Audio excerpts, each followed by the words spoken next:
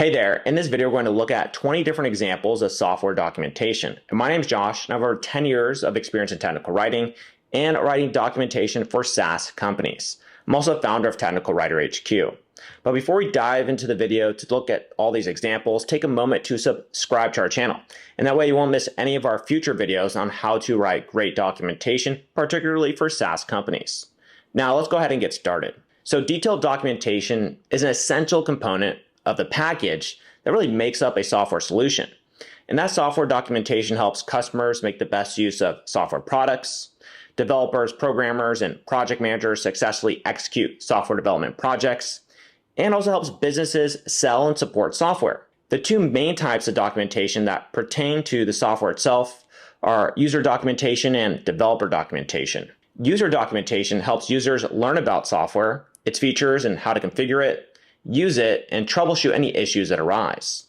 And developer documentation helps stakeholders such as software developers, programmers, and project managers to understand the software development process and work with it to ensure that software development proceeds smoothly and that the software satisfies all the requirements that have been set forth, whether in an agile project setting or a waterfall project setting. And that brings us to why we're here today in this video, which is that examples of good software documentation can help technical writers, programmers, software engineers, and other stakeholders develop documentation that helps internal teams and customers succeed. So let's go ahead and look at software documentation examples that can inspire you to do just that. And first, we're going to look at some examples of user documentation. So first up is a user manual, also known as a user guide or instruction manual. It is an in-depth document that users can refer to if they face any issues or, for example, want to explore more advanced software features. It's intended to assist users with using the software.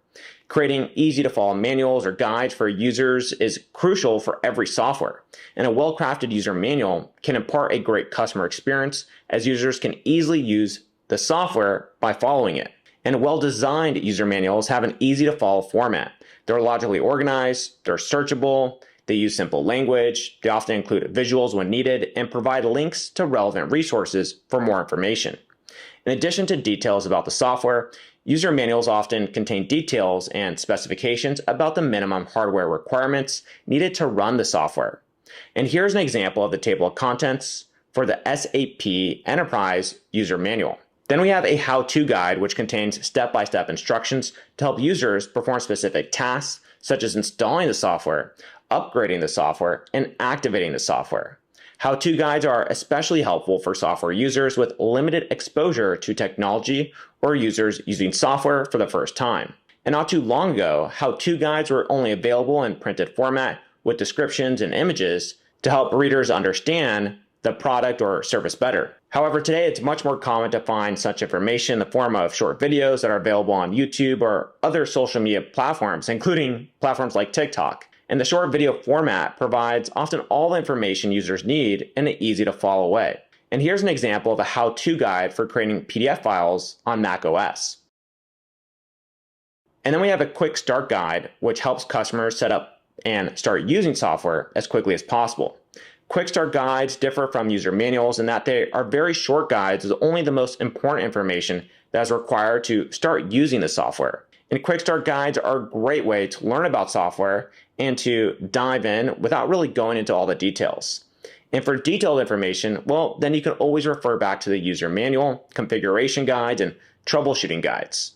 And here's an example from Windows 10 manual that shows you how to quickly start using the new Windows 10 desktop. Then we have tutorials, which are learning aids designed to share knowledge and skills related to a particular topic.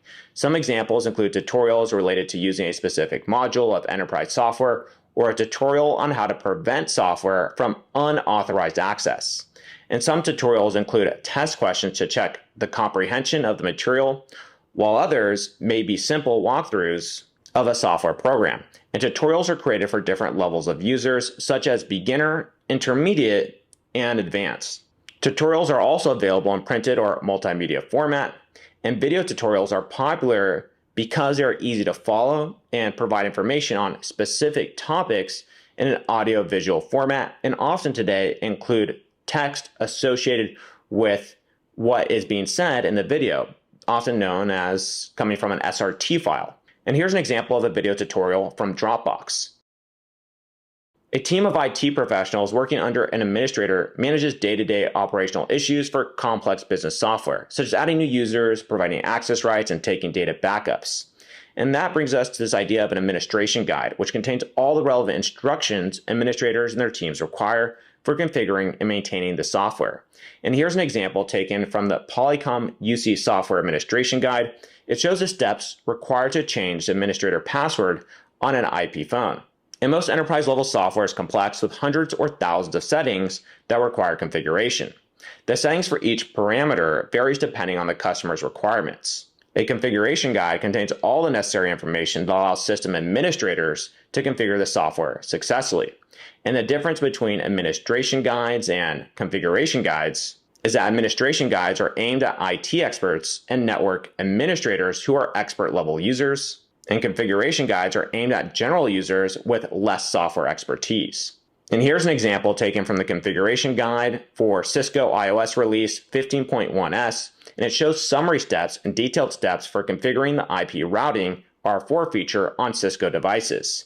And then we have troubleshooting guides, or troubleshooting manuals, which contain a list of common problems along with step-by-step solutions. In addition to solutions for specific problems, troubleshooting guides also often contain a systematic procedure for troubleshooting problems. And this is because any guide or documentation can't cover each and every problem that a user may ever face. And a systematic process enables users to deal with most problems in an organized manner. And here's an example taken from Oracle's Content Server Troubleshooting Guide. Now, the symptom is what the customer experiences during software use, and the problem is the actual cause of the symptom. The recommendation is what the software developer recommends to solve the problem. And depending on the problem, the recommendation could be simple or a detailed sequence of steps. And then we have a knowledge base, which is a library of information about a software product.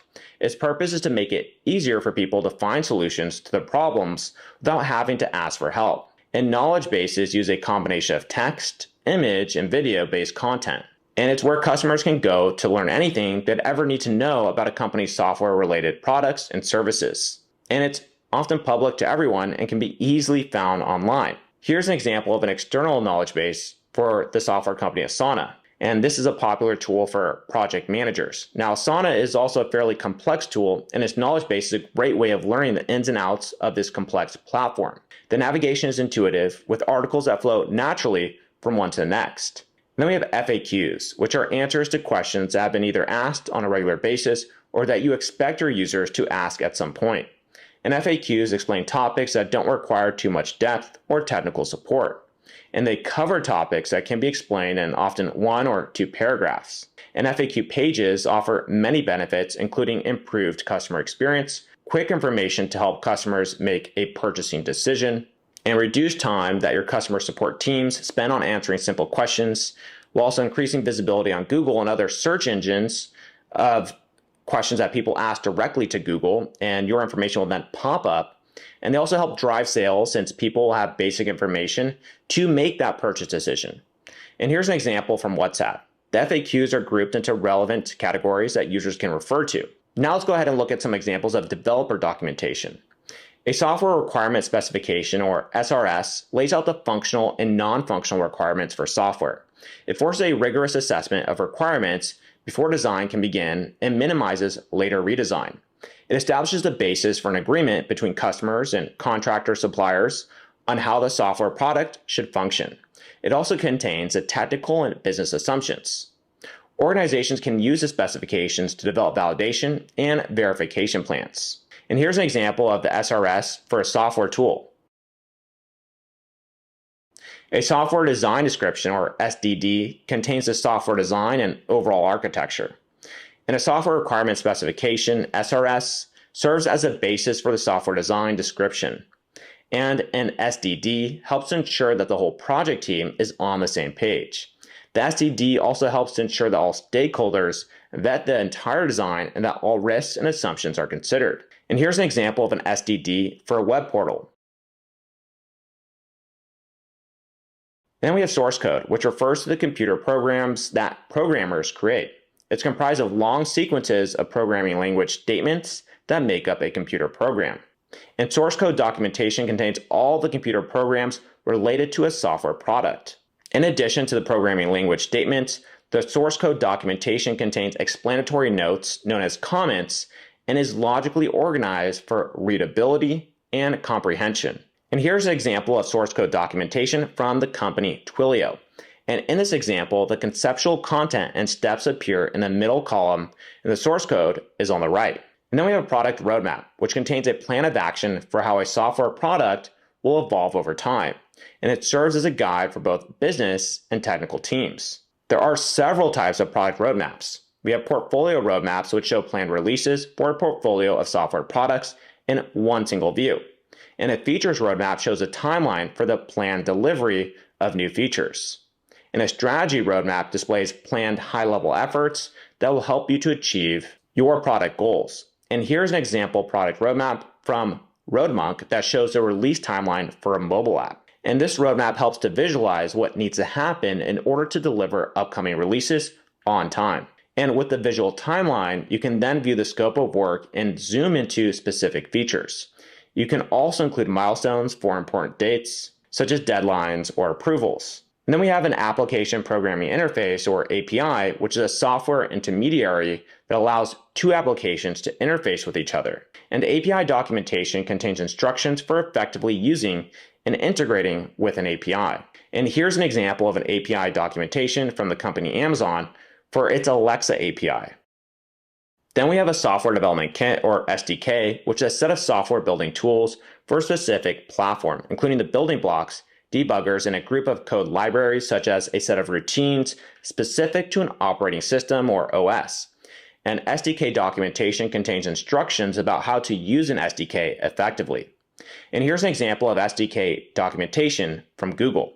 It provides information about using the Google Cloud SDK with Linux, Debian, Ubuntu, and other operating systems. And then we have unified modeling language, or UML diagrams, which allow programmers to keep track of all the software components and how they relate to each other. And here's an example of a UML component diagram for a library management system. And next up here is an internal knowledge base, which is a library of information that allows employees to collaborate and share information. When creating an internal knowledge base, you can include anything that is meant for internal use. As teams work on projects, they contribute to the knowledge base, which allows other team members to ultimately learn new ideas and speed up innovation within the company. And if any team member has a question that they want to go ahead and search for, rather than spending precious time searching for information, they can actually go directly to the knowledge base and get that information at the press of a button. And therefore, an internal knowledge base is a great way of protecting organizational knowledge and increasing productivity. And an internal knowledge base also helps to reduce employees' onboarding time and employee training time. And here's an example of an internal knowledge base for a managed service provider. It contains separate sections for all the major topic areas that internal users might need help with. And it also shows the most popular articles based on usage. And you can see that there's a link for contacting customer support, which is also available if users can't find what they're looking for. Now let's go ahead and look at some examples of UX design documentation. So the goal of UX design is to make usable and useful products for users and businesses. And UX design is part of the product design process of software companies. And that is why it begins at the requirement stage and proceeds throughout all the stages of software development, including the testing and post-release stages. And user personas are fictional representations of users and represent the goals, characteristics, motivations, and behaviors of real users. And by helping to put a human face to users, personas help the UX design and project teams get a consensus on who the actual users are and help communicate important information about users. And user personas can also help to understand issues such as perceived obstacles or problems in your software or product. And here's an example of a user persona. Now we have user flows, or also referred to as user journeys, which are diagrams that display the path a user takes when using a product. These diagrams are highly comprehensive and include the path from the moment the idea forms in the user's head until the goal is achieved. And user flow diagrams provide the fastest way to visualize a process. While prototypes imitate the final solution, user flow diagrams show all possibilities in a single image. They allow you to visualize all tasks before you start making mock-ups and prototypes. And here's an example of a user flow diagram. Then we have a wireframe, which shows the different elements of a user interface or UI, such as text, images, buttons, and links that make up a screen, page, or user interface component. And wireframes are blueprints for the UI and show which elements make up the UI and how they should behave. However, wireframes don't necessarily show what the user interface will look like. And wireframes offer many benefits, including the ability to visualize the structure clearly, clarify the features of the interface, push usability to the forefront, help to refine navigation, save time and effort, and make content development more effective. And let's go ahead and take a look at an example of a wireframe for the iPhone here. And up next, we have a sitemap, which is a blueprint for a website that shows the pages and screens that make up a website or application. Sitemaps often indicate groupings such as site sections and links between the various pages and screens. Here's an example of a sitemap for a bank's website.